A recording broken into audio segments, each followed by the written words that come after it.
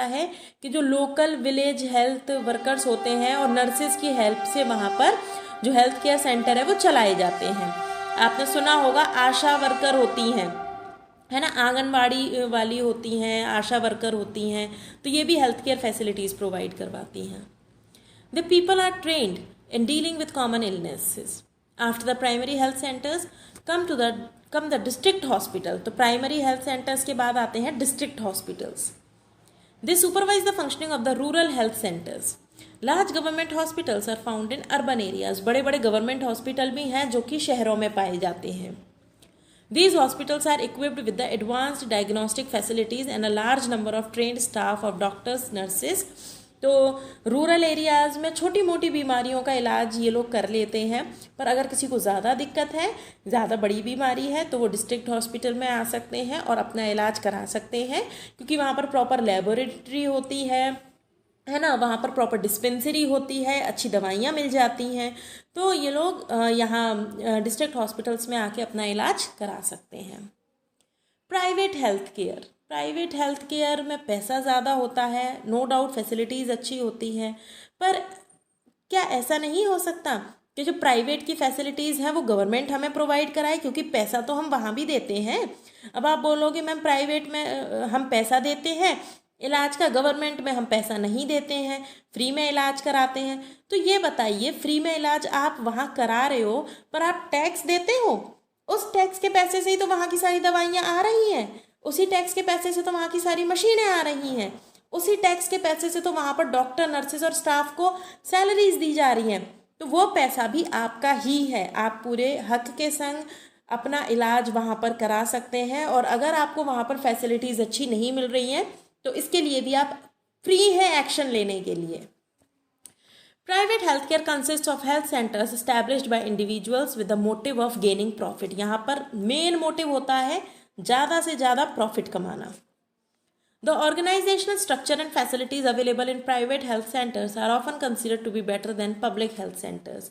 जब ये लोग पैसा कमाते हैं तो खर्चा भी करते हैं, साफ सफाई ज़्यादा होती है, डॉक्टर्स होते हैं, बड़ी से बड़ी बीमारियों का इलाज कर देते हैं। These centers include big hospitals, laboratories, diagnostic centers, and clinics of private practitioners. The treatment provided by private healthcare providers tends to be unaffordable by a large section of the society. पर हमारी society में एक बहुत बड़ा group ऐसा है जो कि इतना महंगा इलाज अफोर्ड नहीं करा सकता।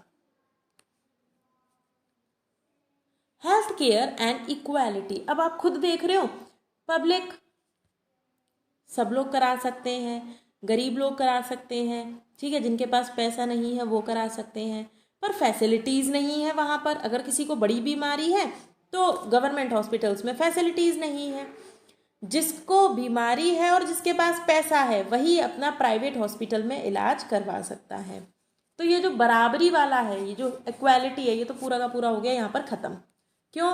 क्योंकि अगर फैसिलिटीज़ गवर्नमेंट हॉस्पिटल में भी उतनी ही होती जितनी प्राइवेट में है तो यहाँ पर बराबरी का अधिकार होता, किसी को भी पैसे की ज़रूरत नहीं है, सब फ्री में अपना इलाज कराते हैं।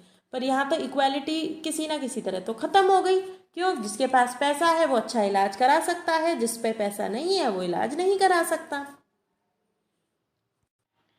Today the private health care is more common than public health care. आज लोगों में कहीं ना कहीं मजबूरी बन चुका है प्राइवेट हॉस्पिटल्स में इलाज कराना। While many government hospitals and centers are overcrowded and under-equipped, overcrowded है यानी भीड़ तो ज़्यादा है पब्लिक हेल्थ केयर सेंटर्स में जो गवर्नमेंट के हैं, और इक्विपमेंट है कम, सामान है कम उन लोगों के पास। Most private centres are continuously advancing their services and medical facilities. जबकि जो प्राइवेट हेल्थ केयर सेंटर्स हैं उनमें इम्प्रूवमेंट होता रहता है, वो इन्वेस्ट करते रहते हैं नई नई टेक्नोलॉजी लाने में, नई नई मशीनें लाने में। As a result, despite being costly, private healthcare services are being preferred over public health services. यही वजह है कि महंगे होने के बावजूद लोग प्राइवेट हॉस्पिटल्स में इलाज कराना प्रेफर करते हैं। The growing dominance of private healthcare has been making the situation worse for the poor. और ये दिक्कत हो रही है गरीब लोगों के लिए जिन पर पैसा नहीं है इलाज कराने के लिए इतना महंगा। Lack of nutritious food, cleanliness, housing, clothes increase the chances of the poor falling sick frequently. भाई बेचारा जो इंसान गरीब है वो खाएगा क्या? जब वो हेल्दी खाना नहीं खाएगा तो जल्दी जल्दी बीमार पड़ेगा, गंदी जगह में रहेगा तो बीमार पड़ेगा। Frequent illness bring about more anxiety in the family. As a result, the family faces a dual stress of having a member ill at home and the lack of money for treatment. अब दोनों तरफ से इंसान को मार पड़ती है। एक तो खाने को नहीं है ना, गंदी संदी जगह में रहते हैं तो खाने की कमी और गंदी संदी जगह में रहने से बीमारियां हो जाती हैं। उसके अलावा भी पैसा नहीं है इलाज कराने के लिए, तो घर में बीमार भी हैं और पैसा भी नहीं है ट्रीटमेंट के लिए। However, it is not always that the lack of money stops people from getting adequate treatment. हालांकि ऐसा नहीं है कि यही एक रीज़न होता है, पैसा ही एकमात्र रीज़न नहीं है लोगों को रोकने का। In most families in India, the health of women is ignored. इसके अलावा पता है होता क्या है कि औरतों की, घर में औरतों की हेल्थ को तो इग्नोर कर दिया जाता है। ठीक है, बुखार आ गया, टैबलेट खा लो, काम कर लो, कोई भी टैबलेट खा लो, काम कर लो, है ना। तो विमेन की जो हेल्थ है उसको तो पूरी तरीके से इग्नोर कर दिया जाता है। तो ध्यान रखा करो अपनी मम्मा का। मम्मा जब आप बीमार पड़ते हो तो आपका ध्यान रखती हैं, पापा का ध्यान रखती हैं, आपके अम्मा जी बाबा जी का ध्यान रखती हैं।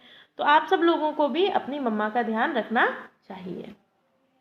Not only are they denied a nutritious diet, but also their illness are not treated as promptly as that of the male members of the family. अगर कोई मेल मेंबर बीमार पड़ेगा तो उसकी खातिरदारी के लिए सब लग जाएंगे, आपकी मम्मा ही सबसे पहले लग जाएंगी, पर मम्मा बीमार पड़ेंगी तो कोई देखेगा नहीं।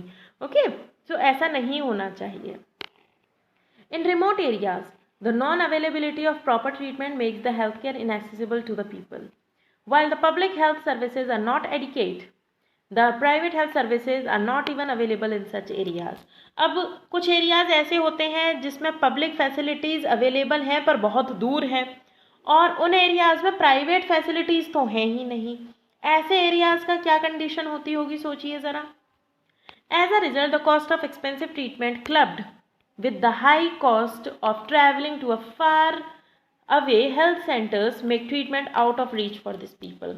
अब होता क्या है कि बेचारा इंसान खर्च कहाँ करे, बीमारी में खर्च करे या इतनी दूर दूर हॉस्पिटल ले जाने के लिए खर्च करे, है ना। तो दोनों तरफ से मार पड़ गई इंसान पर।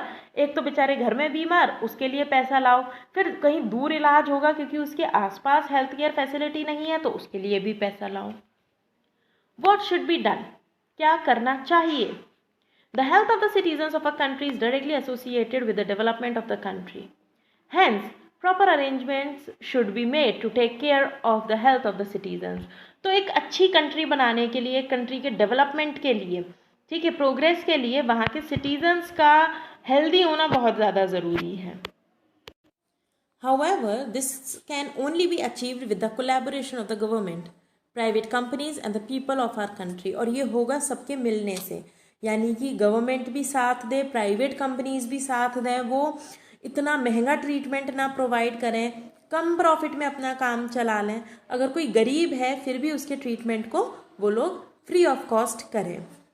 Good quality health care should be provided in the entire country. The government should also make proper arrangements to provide basic amenities to the poor to decrease the chances of them falling ill frequently. इसके अलावा सरकार को ऐसी ज़रूरत की चीज़ें भी लोगों को, गरीब लोगों को देनी चाहिए जिसकी कमी की वजह से वो लोग बीमार पड़ते हैं। Also the private companies should lend a helping hand to the government authorities in providing free और affordable treatment to the poor of the society. जैसा कि मैंने आपको बताया कि प्राइवेट हेल्थ केयर सेंटर्स भी ऐसा कर सकते हैं कि जो गरीब लोग हैं उनका इलाज वो फ्री में कर दें। भाई जिनके पास पैसा है वो तो दे ही रहे हैं, जिनके पास नहीं है देने को, जो गरीब है उनका अगर वो इलाज फ्री में कर दें तो। Health is an amalgamation of physical, mental and social wellbeing of a person. Thus unless we ensure the facilities to achieve these for the people, the overall health of the country will be difficult to improve. तो आदमी मानसिक रूप से भी स्वस्थ होना चाहिए, शारीरिक रूप से भी स्वस्थ होना चाहिए और सामाजिक रूप से भी स्वस्थ होना चाहिए, तभी हम मानेंगे कि हमारे जो स्टेट के, हमारे कंट्री के जो सिटीजन्स हैं वो हेल्दी हैं। और हेल्दी सिटीजन्स मतलब healthy country, progressive country, developed country. Now soon you will be provided with, ये सबसे पहले तो आप केस स्टडी करिएगा प्लीज़। ये केस स्टडी है, इस केस स्टडी को आप लोग करिएगा। इसके बाद हम लोग क्वेश्चन आंसर्स करेंगे इस चैप्टर के नेक्स्ट क्लास में। Till then bye.